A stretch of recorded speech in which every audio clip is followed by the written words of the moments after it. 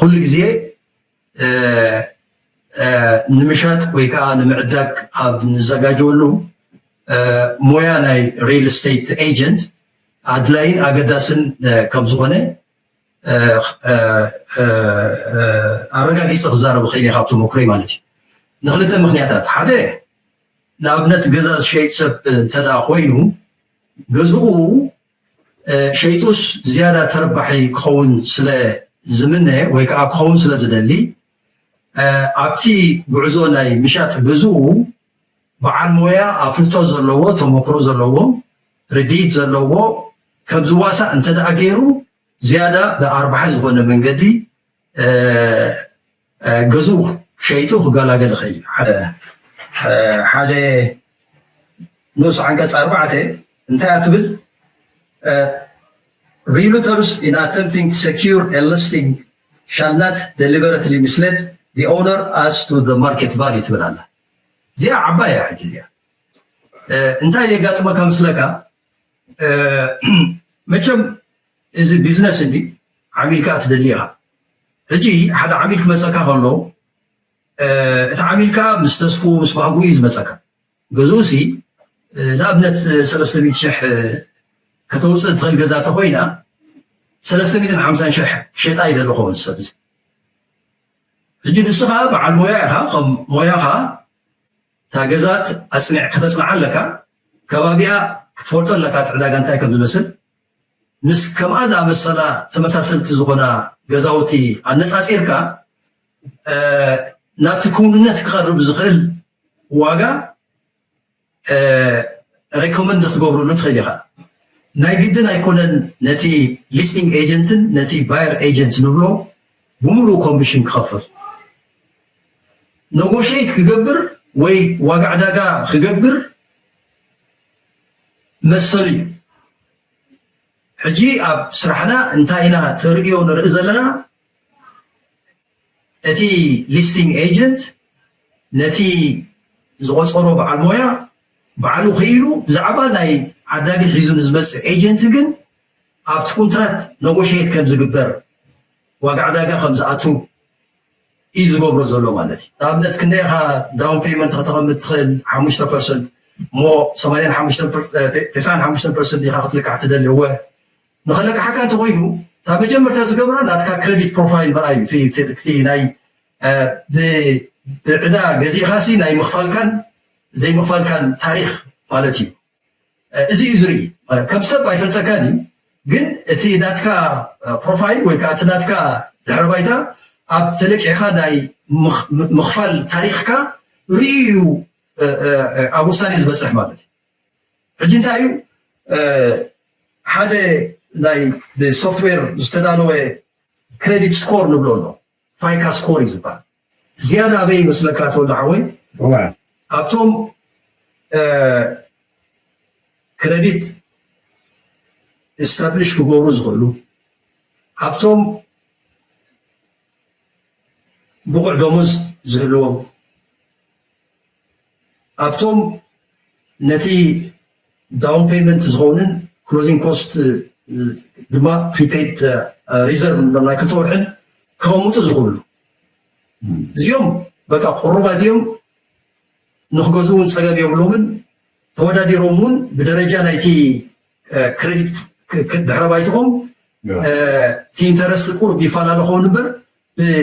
ميزانو زغله ولد حاتيتهم رخيبهم كغزو خوليو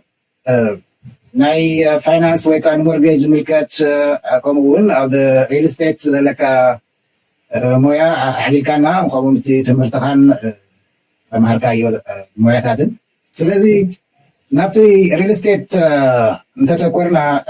كاب ريل استيت كمان زياده بناي معداق وي مغزا بيت انت تكورنا يحاش ولايتي نوس ولدو غنا اب مشات ومثل زي بصحي غنا بصحي غداي ناي مغزا غداي سلازونه بو تخدنا يومو سلازي حجي نسقا كم ريل استيت ايجنت انتايو تراخان حلافنت كان لك حمزه تحت يدلنا حتو تران حلافنتن ما حدا حقاوي اشاتي مالت ريل استيت ايجنت انتايو لنا تجمرنا صبغ حجي نزل حتى زحتت كاني أماكن زهبو ملسي وي حبريتا برقص أتمويا نوي عمد قبرو أحواتنا خمزلو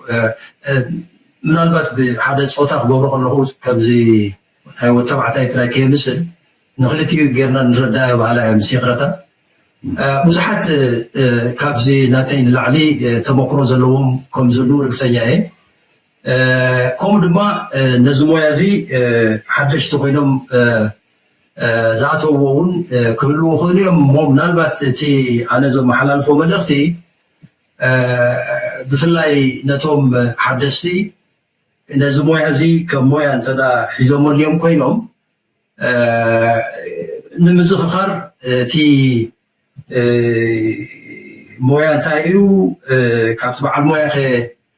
تثبيت تعامل انتاي زقبر وزت الزبل حصل بلا كقول صفتني هو زي ريل ستيت ايجنت انتايو بدخل الزبله بقى حدث اعتزلوا برولو حقاوي زغونه فقط ويكا افلطو زرخبه نجزا خشيت جزا تعدادك كم دما جزا خكارو مالتي بعشر زبالة كوينو جين انت لو كم ريل ستيت ايجنت كوينا بنشرح الأول نحنا نجزا له كود اوف ايثكس بالو كم سنة مورال نقولهم الو حجي اتي بحجي خجزء زحسب ويتي بحجي جزا خشيت زمدب اتجزا بعلو خشطو ويتجزا بعلو خجزي يخيلي اجدن ريل ستيت ايجنت كوسيركا شطو ويعدك زبل حقينا كوينو جن تاع زمهور تايو كل جزي نمشات ويكا نمعدك اب نزجاجولو مويا ناي ريل ستيت ايجنت عدلاين اقداسن كم زغنه ارغاغي صغزاره بخيلي خاطو مكري مالتي نخلته مخنياتات حدا لابنت غزاز شيء سب انتدا خوينو غزو شيتوس زياده تربحي كون سلا زمنه ويكا كون سلا زدلي ابتي غعزو ناي مشات غزو بعد مويا أفلتو زلوا تمكرو زلوا رديت زلوا كم زواسع أنت دا أجيرو زيادة بأربعة زخونة من قدي جزوخ شيتوخ قال أقل خيلي حدا زيو خلايكا أنا قندي زبلو جزاها بعلها نختشطو ويجزا بعلها نختجز أبتوافروا بساعات من البات مستمجزان مشات أنت تحايزو زخونة يكون شجر انتدا تفتيرو وموت شجر كا بمخنيات نايتي توصير زلو بعلويا ريل ستيت ايجنت انتدا خوينو اتي ريل ستيت ايجنت وحسنا له ابكسن ابكالن انتدا تبسيحو اتي غزا شيت زلو سب نصايو خابتي خسن قلت عن مالتي لمنتاي اتي نسوز قصرو بعلويا ايو بحقي تحتات زخون مالتي من البات شبوت عبنتات له ريل ستيت ايجنت غينهم سري اتي كتلوز زقبون سنة مورال زي مختالهم تخسيسهم بزح عداتات زبسحهم افلت من قدي مالتي سلازي تيسب كابكومو زعم السلي አይፈልጥኒ ኣብ ሕጊ ተቐባልነት ስለ ዘይብሉ ኣብ ክንዲ ባዕልኻ ክትሸጦ ወይ ባዕልኻ ክትገዝእ ኢልካ ምብጋስ በዓል ሞያ ቆፂርካ ነቲ ጉዳይ ተተሓስካዮ ይሓይሽ ይመረፅ ባህላ ጀስት ኣብነት ክበካ ምናልባት ካብቶም ንዓና ዝገዝኡና ከም ሪል ስቴት ኤጀንት ንዓይ ከም ዝኸማይ ዝኣመሰሉ ዝገዝኡና أكان لا يتسنو مران زولكوه حدا أبصر حدا قنعنا خلونا له زي أونستي بان اختطالي لي بالكان تحسيه بالكان ካልኣይ ዝንፅህና ብሎ ኢንቴግሪቲ ንብሎን ንገብሮን ኣብ ቅድሚ ይኹን ብድሕሪ ሓደ ክኸውን ኣሎ ሳልሳይ ኩሉ ግዜ ረብሓ ዓሚል ምቕዳም እዩ ዝብል ኣብ ርእሱ ድማ ኩሉ ግዜ ዓሚል ቁንዒ እዩ ዝብል ስለዚ ንህና ተራ እንታይ እዩ ነቲ ዓሚልና ናቱ ረብሓ ከነቐድም ከም ዘለና ኣብ ትሕቲ ዝኾነ ይኹን ኩነታት ናቱ ረብሓ ይቅድም ዘለዎ እቲ ዓሚልካ ኩሉ ግዜ ቁንዕ እዩ ግን ምናልባት እንትተጋገየ እውን ከምዚ ተጋገየ ከተፍልጦ ዘይኮነሲ እቲ ክርድኦ ዘለዎ ትብሎ ንኽተረድኦ ጥራይካ ክትፅዕር ዘለካ ማለት እዩ ስለዚ እዚ ሓደ ካብቲ ስነ ምግባርና እዩ እቲ ራብዓይ ናይ መወዳእታ ድማ እንታይ ኢና ንብሎ ከምዚ ኣብቲ ዓውዲ ናይ ምግዛእ ይኹን ምሻጥ ብጀካ እቲ ሪል ስቴት ኤጀንት ነቲ ሸያጣይ ወኪሉ ዘሎ ንኣብነት ከም መሸጣ እንድሕር ኣብነት ወሲድናዮ ናይ ዓዳጋይ እውን ሪል ስቴት ኤጀንት ክህሉ እዩ ባንክ እውን ኣብኡ ከኣቱ እዩ ብልቓሕ ዝበዝኦ ተኮይኑ እቲ ሰብ ጠበቃታት ከድልዮም ሰትልመንታትር ንብሎም ማለት እዩ ኩሎም እቶም ኣብዚ ዓውዲ እዚ ዝዋፈሩ መሳርሕትና መሻርክትና ንብሎም ናታቶም ድማ ፍትሓዊ ዝኾነ ኣተሓሓዛ ክህልወና ኣለዎ ማለት እዩ ንኩሎም ሲ ብማዕረ ትሪት ክንገብሮም ኣለና ማለት እዩ ስለዚ እዚ እቲ ዕኑድ ናይ ከም ሪል ስቴት ኤጀንት ኮይንካስ እቲ ስነ ምግባርካ ንዓኻ ክገዝኣካ ዘለዎ ፅባሕ ንጎ ሓደ ሰብ ሪል ስቴት ኤጀንት ሃየር ክገብር እየ ተኢሉ ሲ እቲ ሰብ በዚ ስነ ምግባር እዚ ዝተማዘዘ ከም ዝኾነ ኣፍልጦ ንክህልዎ ማለት እዩ ነቲ ዝሸይጥ ይኹን ነዞም ሓደስቲ ሪል ስቴት ኤጀንት ድማ ዝኾኑ ኣሕዋትና ሓፍና እንተድልዮም ኮይኖም ኣገዳስነት ናይዘን ልዕለ ዝጠቐስክዎን ኣገደስቲ እየን ማለት እዩ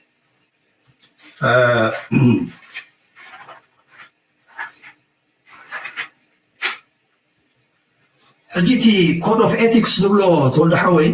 ብዙሕ ዓንቀፃት እዩ ዘለዎ ሳውን ምናልባት ተላሊኻዮ ክትከውን ትኽእል ኢኻ ሕጂ ኣብኡ ኣብቲ ዝርዝራት ምእታው ኣገዳስነት ስለ ዘይብሉ ምናልባት ብተመክሮ ብብዝሒ የጋጥም እዩ ካብ ዝብሎም ነገራት ሓደ ኣርባዕተ ዝኾና ኣብኡ ሰፊረን ዘለዋ ክጠቕሰን እሞ ብኡ ቢለ ድሓር ናብቲ ካልእ ሕቶታትካ ክሰግር እየ ማለት እዩ ሕጂ ተንትጠቕሰን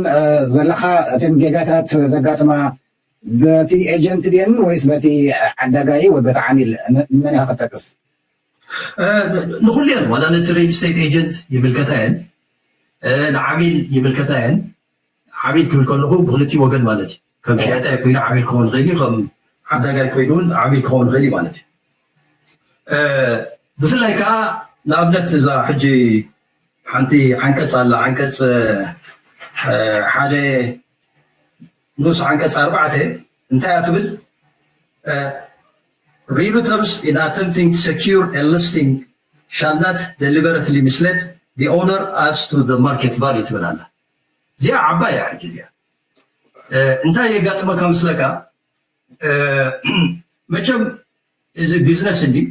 ዓሚልካ ትደልይኻ ሕጂ ሓደ ዓሚል ክመፀካ ከሎ እቲ ዓሚልካ ምስ ተስፉ ምስ ባህጉ እዩ ዝመፀካ ገዝኡ ሲ ንኣብነት 300,000 ከተውፅእ ትኽእል ገዛ ተኮይና 350,000 ክሸጣ ይደለኹም ሰብ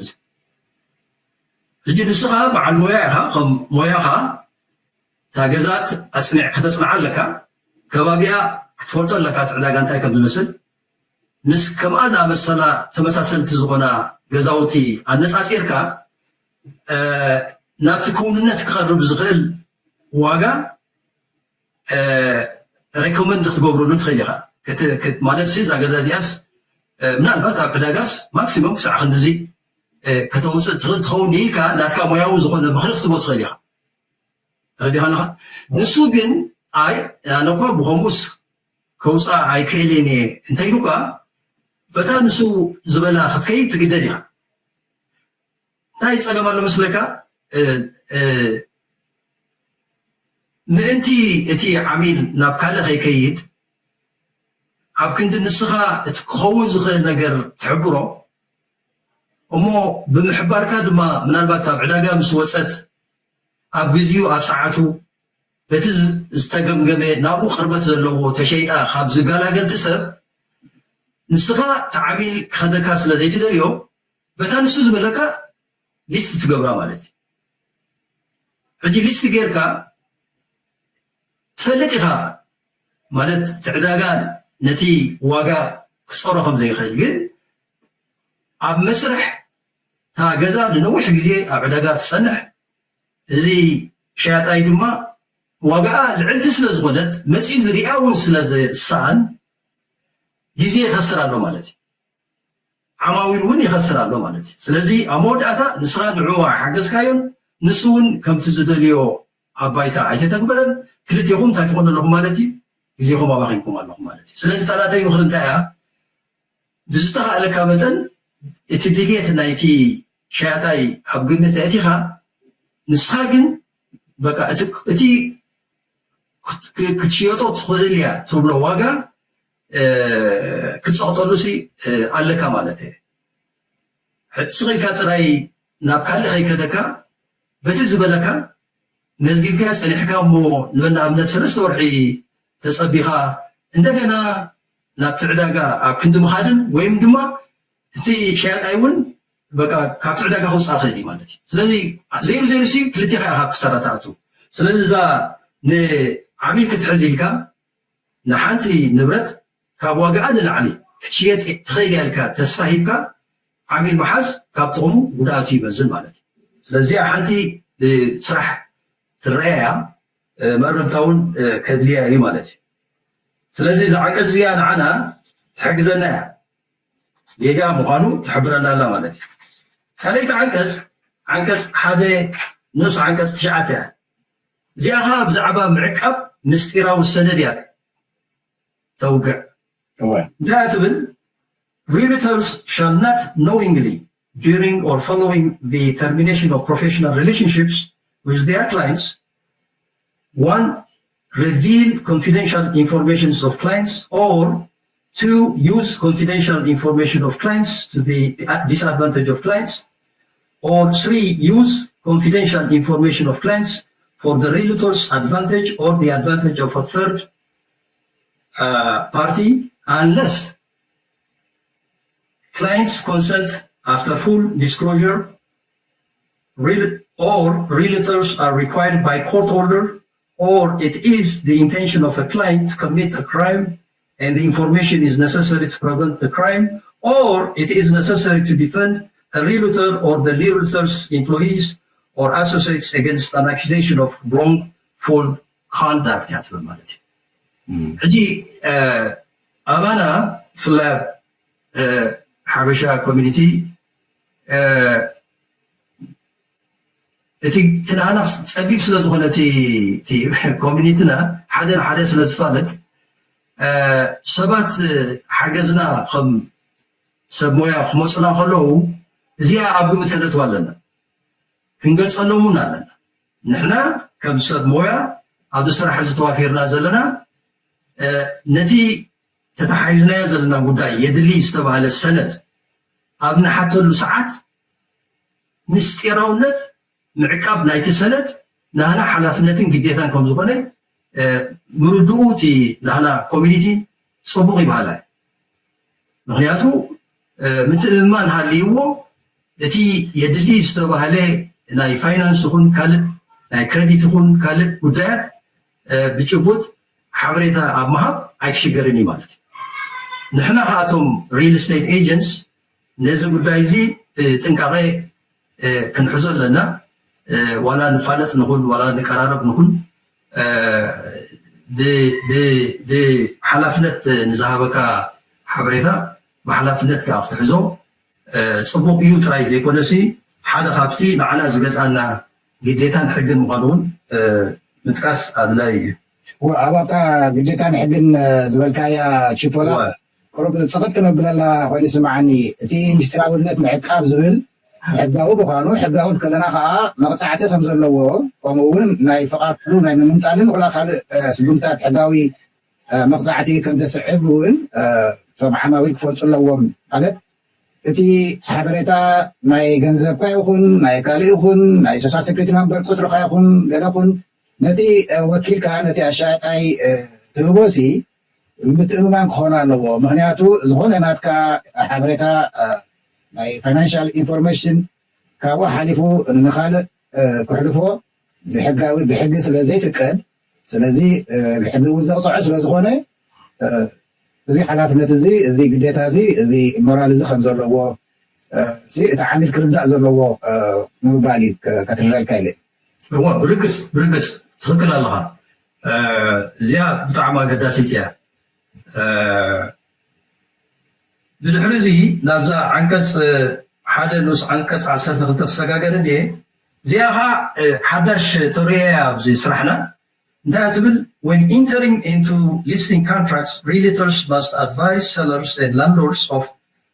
ኢሉ ሓደ broker compensation is not set by law and is fully negotiable ቅድም ከም ልምዲ እንታይ እዩ ነይሩ ሓደ ሰብ ገዙ ንመሸጣ እንተዳ ኣውፂዋ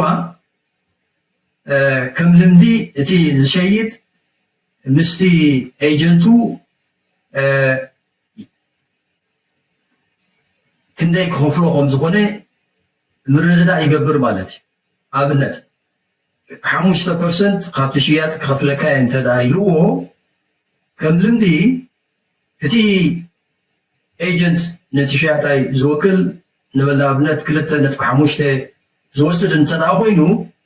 ተን ዝተረፈ 2.5% ድማ ነቲ ዓዳጋይ ሒዙ ዝመፅእ ኤጀንት ከም ዝኸፍሎ ገይሩ ነታ ገዛ ኣብ MLS ሊስቲንግ ንብሎ ኣሎ ሊስት ይገብራ ማለት እዩ ብዙሓት ኤጀንትስ ክርእይዋ ፓብሊሲቲ ንኽትረክብ ማለት እዩ እዚ ከም ልሙድ ኣሰራርሓ ኮይኑ እዩ ንነዊሕ እዋን ቀፂሉ ሕጂ ንስኻ ንዓዳጋይ ሒዝካ ትመፅእ እንተዳ ሃሊኻ ኮንካ እቲ ዓዳጋይ ንዓኻ ንክቆፅረካ ሕርያታት ነይርዎ ማለት እዩ ሕርያታቱ እንታይ እዩ ሓደ ኣይከፍለካን በቲ ሊስት ዝገበራ ኤጀንት ይኸፍለካ ተኮይኑ ግን ዝሰማማዕ ከምቲ ንሱ ዝወሰኖ ወይ ንሳ ዝወሰነቶ ንክትክፈል ዝሰማማዕ የብለካ ማለት እዩ ወይ ከዓ እንታይ ይብል ኣነ ናይ ግለይ ኤጀንት ክትከውን እየ ዝደልየካ ብካልኦት ተኸፊልካ ናይ ካልኦት ረብሓውን ንኽትሕሉ ስለዘይመርፅ ኣነ ብግለይ ክኸፍለካ እየ ተይሉካ ከዓ ብግሉ ንክኸፍለካ ፈቃደኛ ተኮይኑ ክኸፍለካ እውን ይኽእል እዩ ማለት እዩ ስለዚ ክልተ ሕርያታት ነይሩ ሕጂ ግን እንታይ ዝኸውን ዘሎ በዚ ሕጂ ዝጠቐስክዎ ሓድሽ ሕጊ እዚ እቲ ሊስቲንግ ኤጀንት ናይ ግድን ኣይኮነን ነቲ ሊስቲንግ ኤጀንትን ነቲ ባየር ኤጀንት ንብሎ ብምሉእ ኮሚሽን ክኸፍል ኔጎሽየት ክገብር ወይ ዋጋ ዕዳጋ ክገብር መሰሉ እዩ ሕጂ ኣብ ስራሕና እንታይ ኢና ትርእዮ ንርኢ ዘለና እቲ ሊስቲንግ ኤጀንት ነቲ ዝቆፀሮ በዓል ሞያ ባዕሉ ክኢሉ ብዛዕባ ናይ ዓዳጊ ሒዙ ንዝመፅእ ኤጀንት ግን ኣብቲ ኮንትራት ኔጎሽየት ከም ዝግበር ዋጋ ዕዳጋ ከም ዝኣቱ እዩ ዝገብሮ ዘሎ ማለት እዩ ስለዚ እዚ ቁሩብ እንታይ ማለት ፀገም ኣይኮነን ግን ኣብ ስራሕና ሓድሽ ስለ ዝኾነ ኣብቲ ዋጋ ዕዳጋ ክኣቱ ስለ ዘለዎ እዚኣ ቁሩብ ሓዳሽ ለውጢ ተኣታቲ ኣላ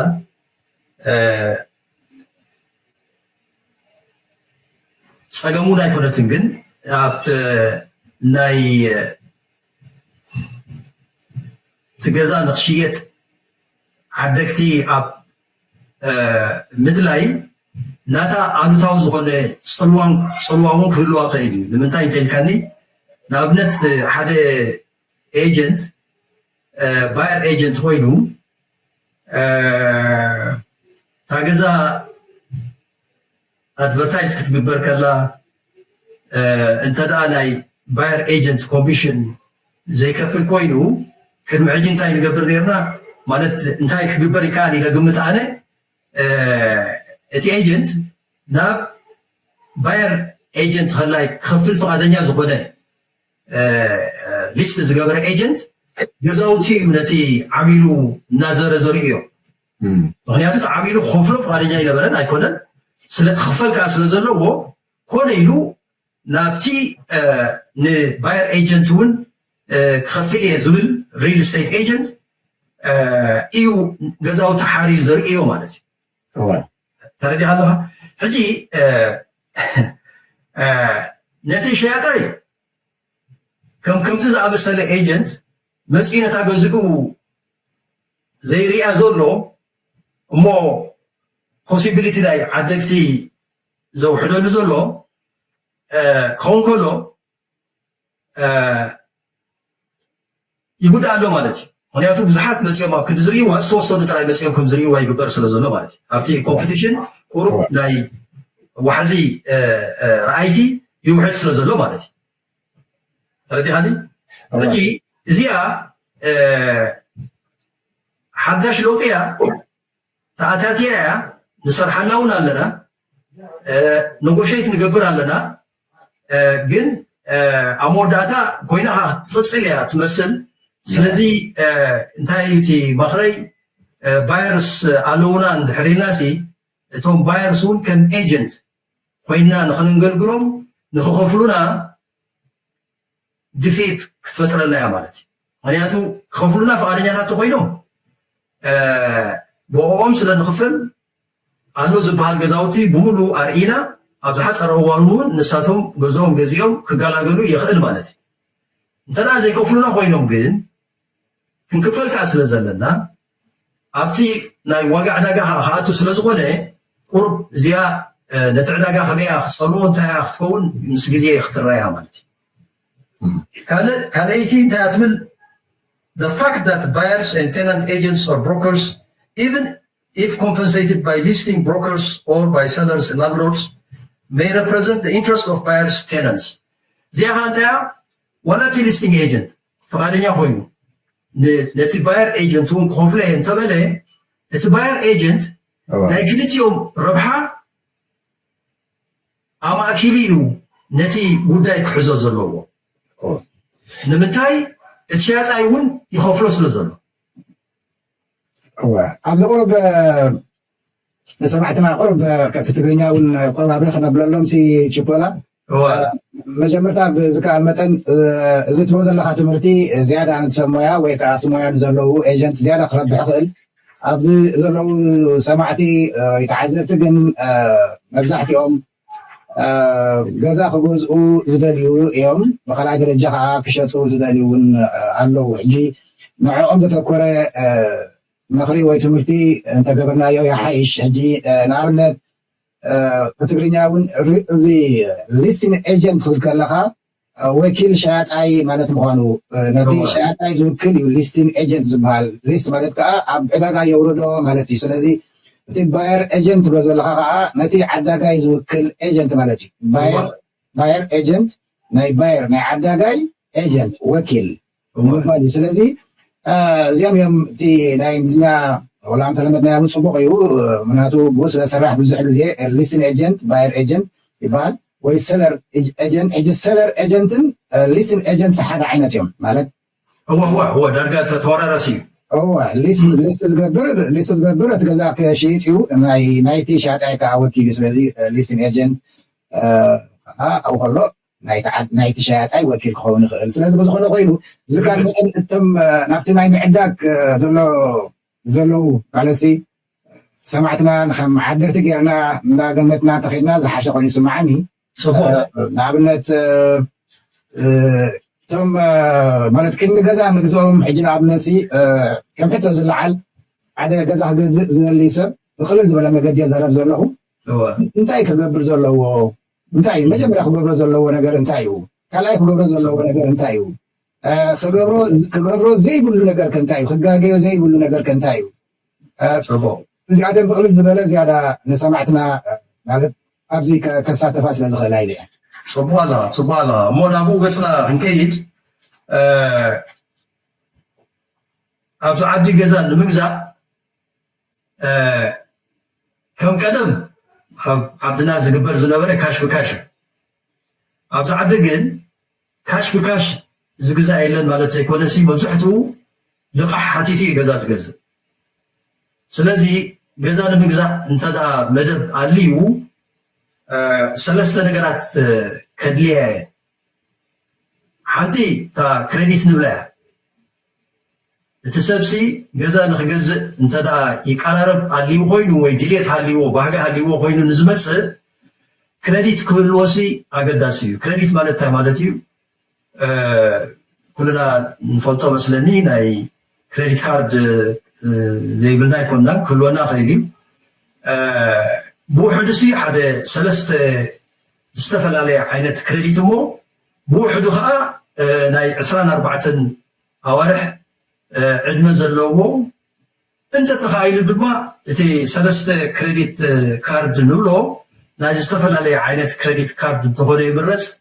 كما ابنت حدا كريديت كارد بخون خيدي خلاي منالبات ناي كارلون خون خيدي سالساي ناي ريتيل ستور كريديت كارد خون خيدي وزته تفلالي عينت كريديت ستودنت لون اب بيمنت اللي قوينو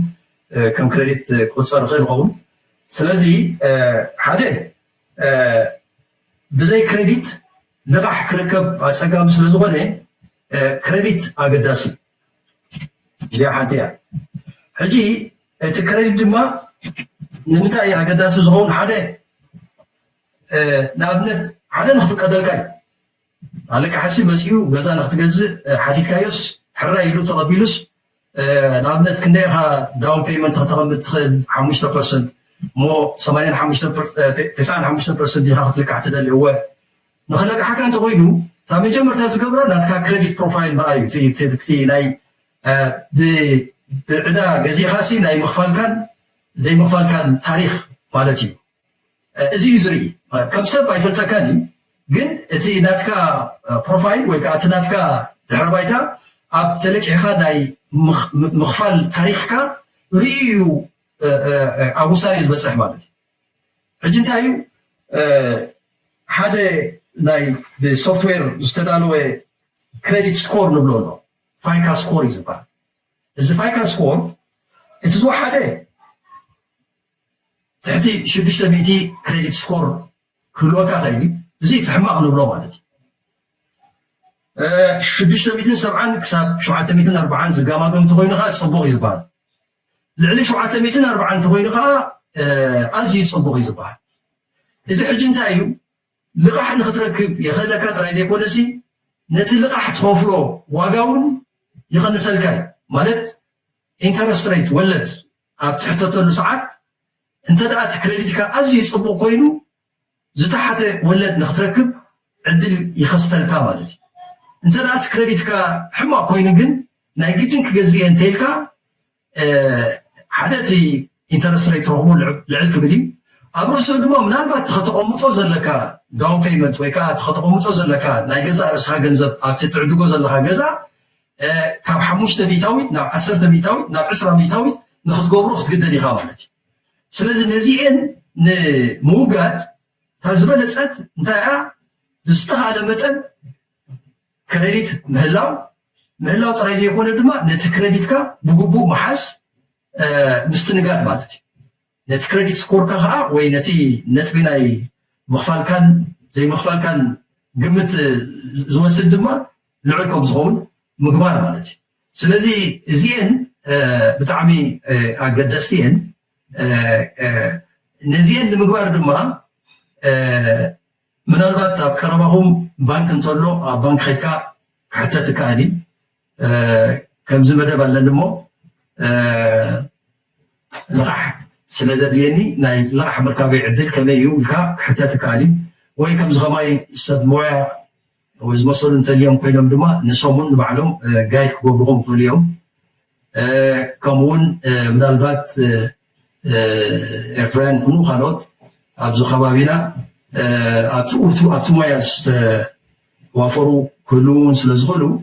نعاتهم موكاس خدلي مالتي عندي زي تخليتي تا اوتوت نبلا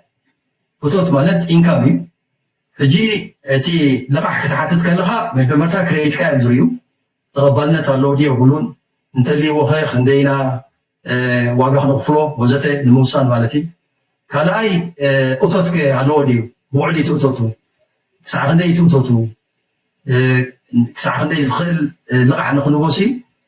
እቶቱ ክንደይ እዩ ዝብል እውን ከም ሕቶ ይቐርብ እዩ ኣብዚ ሕጂ እንታይ እዩ ገዛ ናይ ምግዛእ መደብ እንድሕር ኢልና ኮይኑ ብውሕዱ ንክልተ ዓመት ኣብ ተመሳሳሊ ዝኾነ ዓይነት ስራሕ ክንፅመድ ይግባአና ሚኒመም ክልተ ዓመት ማለት እዩ ካልኣይ ብዳብሊቱ ንክፈል እንተኮይና ናይ ክልተ ዓመት ዳብሊቱ ንሕተት ኢና ኣብ ርእሱ እውን ምናልባት ኣብቲ ኣከፋፍላ ናይቲ ዳብሊቱ ኣብኡ እንተስ ኮሚሽን ድዩ ወይ ድማ ቦነስ ድዩ ዘርኢ ኮይኑ ከይንጋገ እቲ ኮሚሽን እቲ ቦነስ ኣትሊስት ብውሕዱ ናይ ምርካብ ክልተ ዓመት ምርካብ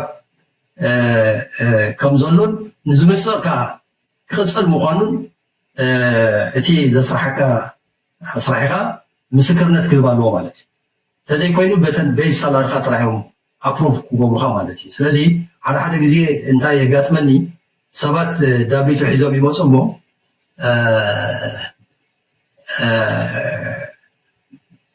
በቲ ኣብቲ ዳብሊቱ ዝረአ ዘሎ ኣማውንት ወይ ከዓ ዝኸፊልዎ ዝበሃል ኣሃዝ ብኡ ዝውሰን ይመስሎም እዩ ግን ንሱ ንባዕሉ እንተዳ ቤዝ ሳላሪ ኮይኑ ብርግፅ ብኡ እዩ ዝውሰን ግን ኮሚሽን ዝሕወሶ እንተኮይኑ ቦነስ ዝሕወሶ እንተኮይኑ ከይጋገ እዩ ምክንያቱ ኣብ ተመክሮ ስለ ዝተረኣየ እዚ ከረጋግፁ ኣለዎም ሓደ ክልተ ዓመት ቦነስ ኮሚሽን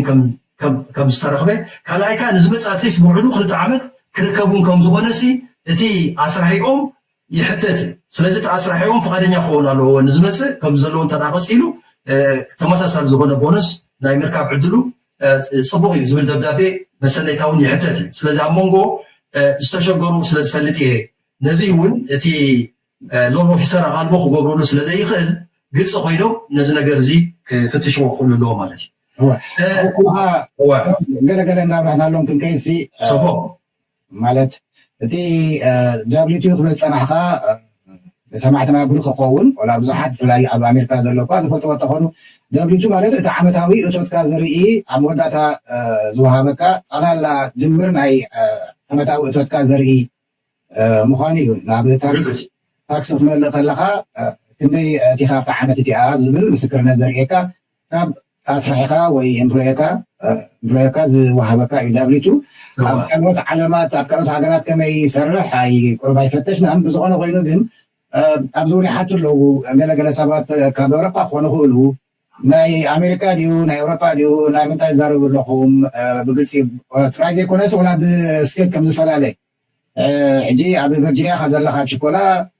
ኣብ ዲሲ ኣለኹ መሪላንድ ኣሎ እዚ ከባቢ እዚ መሪላንድ ዲሲ ቨርጂንያ ዝበሃል ከባቢ ነናቱ ዝኾነ ሕጊ ኣለዎ ብሃገር ደረጃ ከዓ ናይ ናሽናል ከዓ ሓደ ዝዓበየ ሕጊ ኣሎ ንኩሉ ዝጠርንፍ ግን ተን ስቴታት ከዓ ተን ግዛእታት ከዓ ነናተን ሕጊ ከም ዘለወን እውን ምፍላጥ ኣገዳሲ እዩ እሞ እቶም ካብ ኣሜሪካ ወፃኢ ዘለኹም ምናልባት ነቲ ሓፈሻዊ እምበር ነቲ ዝርዝር ዝኾነ ነጥብታት ሕግታት ናይ ኣሜሪካ ንዓኻትኩም ዘይክምልከተኩም ስለ ዝኽእል እግረ መገደይ ንምብራህ ችፖላ ኣብ እንታይ ክውስኽ ክእል ኣልዒልካ ፀኒሕካ እንዲኻ እቲ ኣስራሓይሲ ክፅሕፈልካ ዘለዎ ደብዳቤ ናይ ቦነስ ወይ ትረኽቦ መቕሽሽ ይኹን ዝመፅ ዘሎ ዝቕፅል ምዃኑን ዘርኢ ሓደ ደብዳቤ ክህበካ ኣለዎ ኢልካ እሞ ሕጂ ምናልባት እሳ ናብታ ብካሽ ብጥረ ገንዘብ ምግዛእ ዝብል እውን ኣሎ ምቸም ንዓኻ ኣብቲ ናይ ሞርጌጅ ዝያዳ እውን ስለ ዝሰራሕካ ኣጋጢምኳ ኸውን ብካሽ ክንከፍል ኢና ግን ውሕድ ዝበለ ከዓ ክንልቅሕ ኢና ኣብ ዝብሉ ግዜ ግን ትምዕቀኒ በቲ ናይ ክሬዲት ስኮር ወይ ከዓ ክንደይ ኣብ ታሪክካ ናትካ ኢንቴግሪቲ ናትካ ተኣማንነት ከመይ እዩ ኣብ ዝብል ጥራይ ዝትኮር ወይስ እቲ ካሽ ዘለዎ ሰብሲ ብሓፂሩ ብኸመይ ክሕገዝ ይኽእል ካሽ ሒዙ መፂኡ እስኻትኩም ብኸመይ ክትሕግዝዎ ትኽእሉ ንኣብነት ካሽ ሒዙ ዝመፅእ ሰብ በዚ ልሙድ ዝኾነ ናይ ልቓሕ ምሃብ ኣገባብ ኣነ ዝውከሶ ዘለኹ ናይ ፋኒሜ ፍሬዲባክ ፈደራላዊ ትካላት እንዲዮም ንሶም ዘምፅዎ ሕግታት እዮም መብዛሕትኦም ባንክታት ዝምእዘዙ ሕጂ ኣብ ኩሉ ክፍለ ሃገር ናይዛ ንነብረላ ዘለና ኣሜሪካ ተመሳሳሊ ዝኾነ ኣተገባብራ ይኽህልዎ ማለት እዩ ፍሉይ ዝኾነ ናይ ልቓሕ ኣገባብ እውን ኣሎ ንሱ ምናልባት ብሕጊ ናይ ፈደራላዊ ስርዓት ስለ ዘይግዛእ ኣብ መንጎ እቲ ዓዳጋይን ሸያጣይን ስለ ዝውሰን ኣብኡታት ብዙሕ የለን ክብል ኣይክእልን እየ ክህሉ ክእል እዩ ግን ካብዚ ኣነ ሕጂ ኣተኪረ ዝገልፆ ዘለኹ ኣገባብ ናይ ኣለቓቕሓ ፍልይ ዝበለ እዩ ካሽ ሒዝካ መፂኻ ክትገዝኦ ትኽእል ናይ ካሽ ሒዝካ መፂኻ ክትገዝእ ትኽእል ኢኻ ፀገም ዘሎ ግን ብሙሉእ እቲ ካሽ ነቲ ዋጋ ናይቲ ገዛ እንተዳ ክሽፍኖ ዘይክኢሉ ወይ እቲ ሸያጣይ ከምቲ ሕጃ ነቲ ዝዓደካዮ ገዛ ሒዙ ተን ካሽ ዝሃብካዮ ተቐቢሉ ተን ዝተረፋ ድማ ከም ዕዳ ቆፂሩ ወርሒ ወርሒ ልክዕ ከም ሞርጌጅ ማለት እዩ ወርሒ ወርሒ እናኸፈልካ ክትገላገል ትኽእል ኢኻ ግን እዚ ከምኡ ገይሩ ክሸይጥ ፍቓደኛ ዝኾነ ምዝርከብ እዩ ከምኡ ገይሮም ዝገዝኡ ሰባት እውን ፈልጥ እየ ከምኡ ግን ሬር እዩ ብጣዕሚ ብጣዕሚ ናይ ማለት ልሙድ ኣይኮነን ማለት እዩ እዚኣ ሓንቲ እያ ናይ ስራሕ ፀገም ዘይብሎም ናይ ክሬዲት ፀገም ዘይብሎም ብካሽ ክገዝኡ ዝደልዩ እንተኮይኖም ኣብኡ ልቓሕ ክረኽቡ ምእንቲ እቲ ካሽ ከዓ ከም ካሽ ሲዝን ክኸውን ስለ ዘለዎ ውሕዱ እቲ ካሽ ሒዝናዮ ክንመፅእ ኢና ዝብልዎ ዘለዉ ኣብ ባንክ ኣካውንት ተቐሚጡ ውሕዱ ናይ 2 ወርሒ ኣብኡ ከም ዝነበረን ከም ዘይተንቀሳቐሰን መረጋገፂ ከዓ ሓቲትካ ንሱ ከም ቅቡል ካሽ ተወሲዱ ልቓሕ ሓቲትካ እውን ክግዛእ ኣካል ሕጂ ኣሎ ንኣብነት እንታይ ኣጋጥመና ክረዲቶም ፅቡቕ እዩ ናይ ምግዛእ ዓቕሞም እውን ኣብ ቦቴ እዩ ዘሎ ኮይኑ ግን ንዳውን ፔይመንት ዝኸውን ንክሎዚንግ ኮስት ዝኸውን ዘይረኽቡ ሰባት ኣሎ እዚኣቶም እንተዳ ቀዲሞም መደብ ኣውፅኦም ንዕኡ ክኸውን ዝኽእል ገንዘብ ኣብ ባንክ ኣካውንት ኣብ ሕሳቦም እንተዳ እትዮሞ 2 ወርሒ ሲዝን ኮይኑ ነዚ ሽግር እዚ ክፈትሕዎ ክእሉ እዮም ብኡ ማለት እዩ እቲ ዳውን ፔይመንት ይኹን ነቲ ክሎዚንግ ኮስት ዘድሊ ኹን ካልእ ወፃእ ናይ 2 ወርሒ ሪዘርቭ ንብለውን ይኹን በቃ ኣብቲ ሕሳቦም ከም ዝነበረን ናቶም ከም ዝኾነን ብኡ መሰረት ድማ ነቲ ገዛ ንክገዝኡ የኽእሎም ማለት እዩ እቲ ካልእ ምናልባት ኮመርሻል ለንደርስ ዝበሃሉ ኣሎ እቲ ገዛ ከም ኮላተራል ይሕዝዎ ንስኻ ካሽ ኣለካ ዝተወሰነ ካሽ ከዓ ከለቁሑካ ተደሊኻ ንኸለቁሑካ ክትሓቶም ትኽእል ኢኻ ዘኽፍሉካ ኢንተረስት ሬት ግን 10% 12% ክኸውን ይኽእል እዩ ልዑል እዩ ማለት እዩ ኣይከኣልን እዩ ማለት ኣይኮነን ግን ብውሕዱ እንድሕር ክሬዲት ሃልዩካ ከተተግብሮ ትኽእል ኢኻ ከተተግብሮ ከለካ ግን ትትኸፍሎ ወለድ ከምዚ ኖርማል ስታንዳርድ ዝኾነ ማለት ከም ኩሉ ክሬዲት ዘማለየ ክቶት ዘማለየ ወዘተ ወዘተ ናይ ገንዘብ ዳውን ፔይመንት ምቕማጡ ዘይሽገር ሰብ ክረኽቦ ዝኽእል ወለድ ዘይረኸብኩ ክትብል የብልካ ልዕልዩ ዝኾነ ወለድ እናኸፈልካ ክርከብ ይከኣል እዚ ነቶም የጋጥም እዩ ካብ ዓዲ ይመፁ ካብ ገለ ይመፁ ገንዘብ ኣለዎም ብገንዘብ ካሽ ማለት ክገዝኡ ይደልዩ ክሬዲት ዝበሃል ነገር ግን የብሎም ስለዚ ክሬዲት እንድሕር ዘይብሎም ድማ ዋላ ከም ዝበልኩካ ኮመርሻል ሎንስ ከይዶም ተለቂሖም ናይ ምርካብ ዕድሎም ይፀብብ ማለት እዩ ኣነ እቲ ናተይ ጠመተ ዝያዳ ኣበይ ይመስለካ እቶም ዳዕወይ ኣብቶም ክሬዲት ኤስታብሊሽ ክገብሩ ዝኽእሉ ኣብቶም ብቑዕ ደሞዝ ዝህልዎም ኣብቶም ነቲ ዳውን ፔይመንት ዝኸውንን ክሎዚንግ ኮስት ድማ ፕሪፔይድ ሪዘርቭ ናይ 2 ወርሕን ክቐምጡ ዝኽእሉ እዚኦም በቃ ቁሩባት እዮም ንክገዝኡ እውን ፀገም የብሎምን ተወዳዲሮም እውን ብደረጃ ናይቲ ክሬዲት ድሕረ ባይትኦም እቲ ኢንተረስት ቁርብ ይፈላለ ክኸውን እምበር ብሚዛናዊ ዝኾነ ወለድ ሓቲቶም ረኺቦም ክገዝኡ ክእሉ እዮም ኣብዚኦም እዩ እቲ ኣነ ሞር ፎከስ ክገብር ዝደሊ ብፍላይ ከዓ እታ ናይ ዳብሊቱ ፅቡቅ ጌርካ ገሊፅካ ኣለካ እንታይ ምዃና ተኻልአይቲ ድማ እዞም ብናይ ገዛ ርእሶም ቢዝነስ ትካል ዘለዎ ክኸፈሉ ከለዉ ብ1099 እዮም ዝኽፈሉ ሕጂ እቲ 1099 ልክዕ ከምዚ ዳብሊቱ ዝበልካዮ እቲ ብኮንትራት ዝቆፀሮም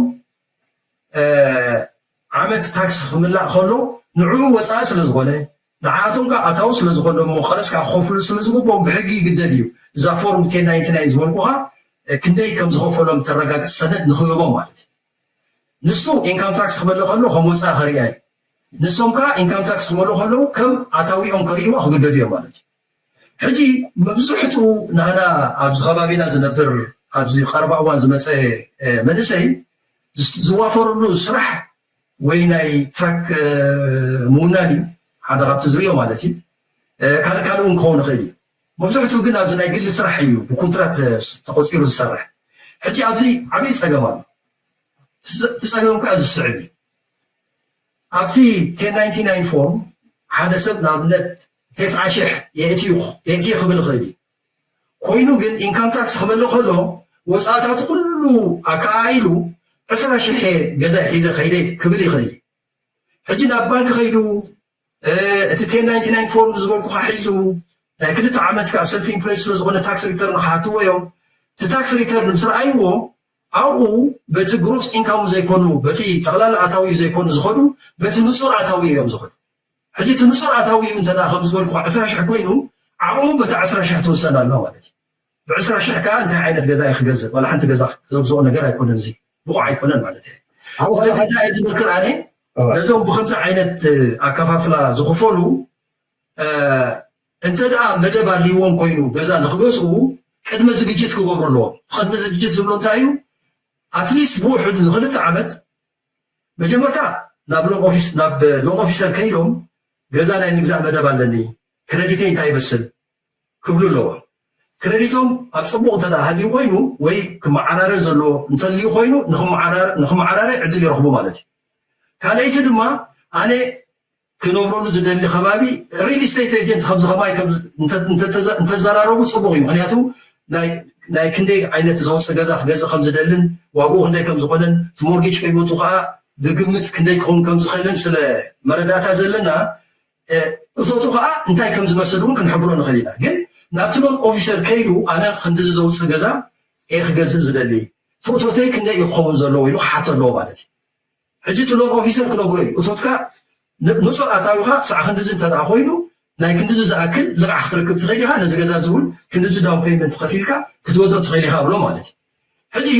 ንሳ እንተ ደኣ ገይሩ 2 ዓመት እተን እቶቱ ንዕአን ክመስላ ኣለዎን ማለት እዩ ኣብኣ ከለካ ክሕዘካሲ እታ ቅድመ ምድላው ዝበልካ ኒኻ ተዝርዝር ዘለካ ኣብቲ ናይ ቅድመ ምድላው 2 ዓመት ዝብል ነገራት እውን ጠቅስ ኣለካ ሕጂ ግን ሓደ ሰብ ከም ዝበልካዮ ኣብ ተቐዳመይቲ ዓመት 90,000 ንዓመት እንዳኣተወ 20,000 እትዮ ኢሉ ኣብ ታክሲ ክመልእ ከሎ እቲ ታክሲ ሪተርን ዝበልካዮ ታክሲ ምምላእ እዩ ታክሲ ክመልእ ከሎ ወይ ቀረፅ ክመልእ ከሎ ብ20,000 እንድሕሪ ደኣ ኣታዊ ፅሩይ ኮይኑ ተመዝጊቡሉ ሽግር ከምፃሊ ኳሊፋይ ክኸውን ወይ ብቁዕ ንክኸውን ፀገም ከምፃሊ እዩ ግን ኣብ ተቐዳመይቲ ዓመት ከምኣ ገይሩ ንብል ኣብታ ካልአይቲ ዓመት ግን ብፅቡቕ በታ 90,000 ኣታዊ ገይረ ኢሉ ኣብ ዝረበና 90,000 ስለዘለዓሎ ኩራ ሰማዕቲ ቺፖላ ንዓን ጠቅስ ዘለና እምበር ገዛ ንምግዛእ 9 ወይ ልዕልኡ ከድልየካ ማለት ኣይኮነን 9%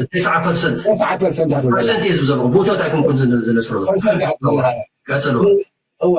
ሕጂ 9% ድሕሪ ኣለዎ ኮይኑ ገዛ ክገዝእ ይኽእል እዩ ካብቲ ኣሽ ማለት እዩ ካብቲ ወፃኢታቱ ኢኻ ትብል ዘለካ እቲ ዝልቅሖ ንኣብነት 10% ዳውን ፔይመንት ከዳሉ ዝግጁ እንተኮይኑ 9% ካብቲ ኣለቅሓ ይክልቅሖ ማለት እዩ ወላ 80% ሚታውን ክኸውን ይኽእል እዩ እሱ ናይቲ ክስታይ ወሳኒ እዩ ናይቲ ዳውን ፔይመንት ሕጂ ግን እንታይ ክብል እቲ ዳውን ፔይመንት ማለት ከዓ እቲ ቅድሚያ ዝኽፈል ምዃኑ ድዩ በትግርኛ ናይ 100,000 እንድሕሪ ትገዛእ ኣለካ ሓደ ገዛ ገዛ እንድሕሪ 100,000 ኮይናስ እንድሕሪ ንስኻ 20,000 ከፊልካ እቲ 80,000 ከዓ ትልቅሖ ኣለካ ማለት እዩ ሕጂ ናብታ ሕቶይ ክኸይድሲ ኣብቲ ናይ ዓመታት እናሃነፅካዮ ወይ ዝመፃኻ ዓመታት ዲስክሪፓንሲ ወይ ከዓ ቁርብ ሓላፍ ዘላፍ ክህሉ ይኽእል ንኣብነት ናይ 2 ዓመት ዳብሊቱ ኣምፅእ ወይ ናይ ታክስ ሪተርን ኣምፅእ ምስ ተባሃልካ በቲ ናይ በዓል ሞያ ባንኪ ኣለቃሓይ ሓንቲ ዓመት ብቑዕ ትገብረካ ሓንቲ ዓመት ግን ኣጋጣሚ ዘይብቑዕ ትገብረካ እሞ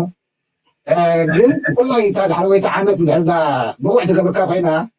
ናይ መጨረሻ ዓመት ዘላ ታክሲ መልኣኻላ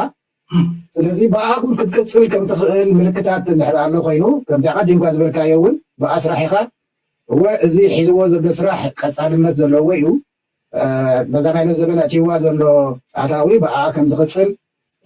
እንተኣማመን ኢና ወይ ቦይና ንፈልጥ ዝብል ደብዳቤ እንተፅሒፉ ገዛ ናይ ምግዛዕ ዕድል ኣለዎ ዶ በታ ዓቕሚ ናይታ መጨረሻ ዓመት ዘላ ኣታዊቱ ብኣ ናይ ምግዛዕ ፍቃድ ክወሃቦ ክብል ዶ ወይ እንታይ ክገብር ኣለዎ ፍቃድ ንክረክብ ማለት